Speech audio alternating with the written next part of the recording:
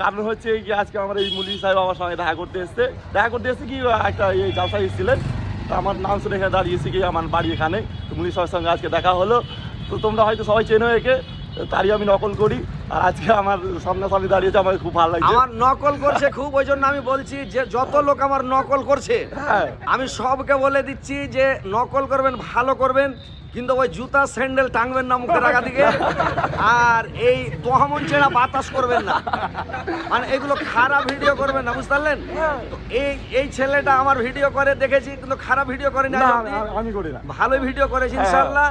আর এই বাদরুদ্দোজা নাদবিরও ভিডিও করেছে, করে নকল, আমি শুনি অনেক ভিডিও করে, আমি দেখি মোবাইলে, কিন্তু খারাপ করেনি। তো যাক, আমি একে আরো বুঝাবার জন্য এসেছি। তো আমার যত লোক দেখছেন, যত দেশবাসী, যত ফলোয়ার আছেন, যত বন্ধু আছেন, সবাই খারাপ ভিডিও ভাই করবেন না, পাপ কামায়েন না, গোনা কামায়েন না, কোনো মানুষকে কষ্ট দিয়ে না, কোনো মানুষের বেজ্জতি করে না।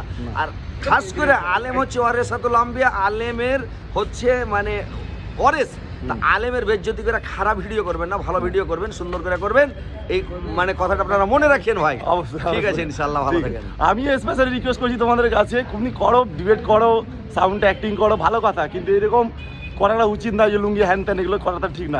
আমি পার্সোনাল রিকোয়েস্ট করছি, আমিও করি, দেখো আমি ভালো করি বলে আমার ভালো কথা বলছে, কিন্তু তোমাদেরকে খুব বলার কারণ হচ্ছে তোমরা অনেকে উল্টা পুল্টা করছো। আমি রিকোয়েস্ট করছি যে আগামী দিনে না করো। Thank you. ঠিক আছে, আসসালামু আলাইকুম, ভালো থাকেন। একদম, চলেন।